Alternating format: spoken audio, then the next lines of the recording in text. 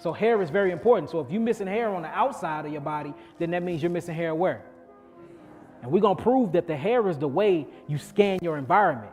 So we got to make sure that we pay attention to our hair. And that's why non-ether hair is important. That's why our hair grows towards the sun. That's where we get the Bantu locks from. We lock in that energy in. That's why black people must have their hair. Our hair was very religious. Our hair was very spiritual and very, very ancient, y'all. It really was. Like it was a whole ritual with our hair. We used to lay down and get our hair washed with juices and berries. Put a couple strawberries in there, boo. You know what I'm saying? Like hair is sacred because that's the only way you can decode and scan your environment. Because I'm showing y'all that the skin and the brain is the same thing, and through the hair of the skin and the brain, this is how you scan your environment and you download all the information in your environment, and this have everything to do with why you sick. So my skin is a part of my brain.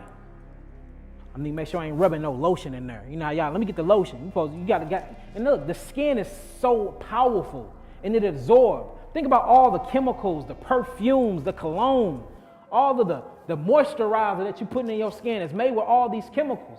You are literally, when you taint your skin, since your skin is made from the same cells of your brain, you're tainting what? Your brain. A lot of y'all be in school taking tests, wondering why you can't think straight because you got a whole thing of Vaseline on. Your brain can't breathe. You done clogged your whole brain up because you done put all the oil on your skin. I know that's funny, but that's some true stuff though. Think about it. Your skin is the largest organism.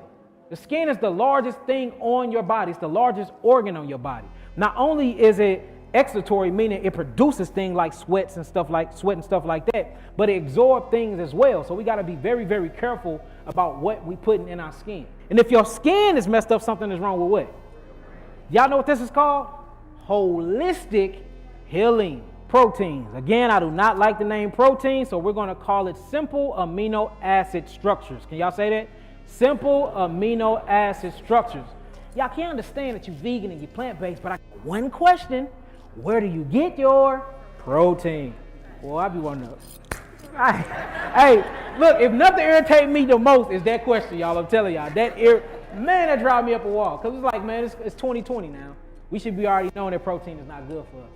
A neurotransmitter is impulses of electrical activity that shoots inside of your body that connects a certain part of your body with the other ones. So say you need to walk. Guess what your brain gonna do? Your brain is gonna send messengers down to all the different cells inside of your leg because the body is made of cells, nerve, and lymph. All right, so the nerves is what communicates and commands the cells of the body. The lymphatic system is what cleanses the cells of the body. And the blood is what feeds the phytonutrients and oxygen to the cells of the body. So when you have melanin neurotransmitters, the melanin neurotransmitter, it runs throughout the body and it commands the body to do certain things. Like how I'm walking around, this is instant commands. It's telling my legs to move, so I'm moving. So it said that these melanin neurotransmitters are actually connected to the membrane receptors. So the skin or the hair scans the environment, then it gets the signal. The signal then tells the melanin neurotransmitter what to do with the body. So this shows you that the environment, how you receive your environment is actually what acts out your movement. Your environment is what's instructing you to do your movement. Your environment is what's instructing you to think. How your environment is how it molds your thinking. So if your environment is the ghetto, the projects, cockroaches, I grew up around a lot of those. Used to bring them to school all the time. Ask my mama. We grew up around a lot of roaches. But you see what I'm saying? This have a psychological process on you. Then you growing up in the suburbs somewhere. You got dropped off at school. You didn't have to ride on the bus. All these different variations of your environment is what molds and shapes your personality. Your personality actually comes from your environment. Y'all get that? Just think about it. And this is how you know that culture shows and manifests through the body. If somebody walked in here right now with all red on, with their right pants leg pulled up, with a red rag hanging out their left pocket, they're a what? They're a gangbanger. Did they have to tell you that? No, because they express the environment through them, through their clothing. And that's why we have to change our clothes. They have to be more cultural. That way we can start speaking. I shouldn't have to open my mouth for you to know who I am. I bought me a beautiful garment too, an African garment. It just got messed up and all that, so I couldn't wear it. But I was gonna be fly on here today. I was gonna be real fly, straight up. So my step might not be, I was gonna be out, you know what I'm saying? So it might not be as cool today because I ain't got my African garment on. And showing you that clothes is psychological. Have you ever put on a button down or a suit and you just felt like money? Showing you that everything about you is spiritual and psychological, because all that is matter is mind. Mind is what creates matter. The reason why you exist is because you, consciousness, you, mind, wanted to experience creation, so you created a body to do so.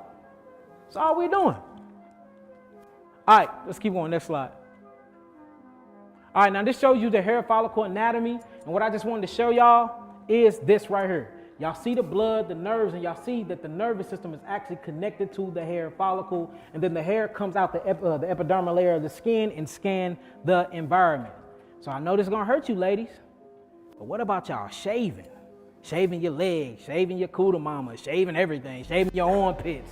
I even see some of y'all pick the hair out of y'all noses. Y'all ain't scanning nothing. Like, straight up. I'm just saying. If the Most High intended on y'all to shave all of y'all hair off y'all body parts, y'all would have been born with razor fingernails, and y'all can just do this. For real, I mean, like when you start looking at creation and you start looking into nature to teach you, everything that you need, you was born with. You see that? Just like a hyena was born with canines to rip the meat off the bones. It was born with claws to rip the meat off, then the flesh off the bones. You weren't born with claws, you were born with fingernails. You was born with fingers to peel back fruits, to peel orange, to peel a banana. See that? You was born with regular teeth, for you can grind up your vegetables, for you can grind up your food. So based off your physiology, it shows you, and looking into nature, it shows you what you're supposed to be doing with your body parts. So according to body parts and being born with the ligaments and fingers and everything that we got, can you shave your hair off your body with just the things that you came into this earth with? So why in the hell are you shaving all the hair off your body when we finding out how important hair is? You got black men that actually think they don't even want to have sexual engagements if you ain't shaved. I got a 4-year-old baby. I don't want that to look like my 4-year-old baby. See what I'm saying? So we're even being taught how to look at sexuality. We're even being taught how to look at somebody and be attractive to them. You see a woman with hair on her legs, she manly. She too masculine. Why? Because she's going through her natural evolutionary process. See what I'm saying? So we got to really start redefining what health is. And health is nature. Nature is life, true classroom. Next slide. All right, sensory receptors in the skin. See that? And the one I want to talk about today, because this is off another one, I want to talk about the Merkle disc. The Merkle disc is some of the most powerful sensors in your skin. And these are all receivers, or what we call sensory receptors. Notice all the ones you got. Y'all can write these down, but I want to focus on this one for the time of this lecture. So write that down, Merkel's disc. This stuff really exists. Your skin is straight scanning the environment, and it's downloading information from its environment, and you acting it out. And you acting it out through the Merkel's disc.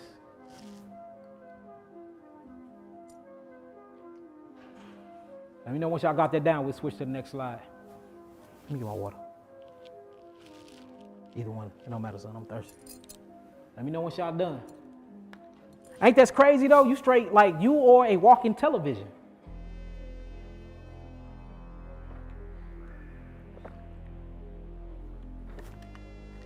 Y'all got that? Merkel's disc. Now I'm finna explain it in the next slide. I just need y'all to write it down. All right, so the Merkel's disc is actually a receptor that is in your skin, and a hair follicle sits on top of it. The hair scans the environment and gets the impression, whether it's temperature, or they call it a thermoreceptor, whether it's pressure from the environment, whether it's a fight or flight from the environment. It actually reads that code, it goes through an amino acid process, and then it tells the brain whether to grow in the environment, or it tells the brain whether to actually protect itself. So it's only two options that the cell is going to do once the skin actually scans the environment. It's either going to go through cellular reproduction or cellular growth or cellular protection. It cannot do them both. All right? Now, have you ever heard of fight or flight? That's what you call cellular protection. Can you grow while being in fight or flight? If you was running after a tiger or a lion or bear, is you worried about reproducing? Is you worried about how your clothes look? Is you worried about scoring an A on the test or not? Is you worried about growing? Is you worried about pituitary functioning?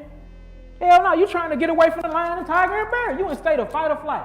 So guess what your body's going to do? It's going to produce something called cortisol. Cortisol is produced by the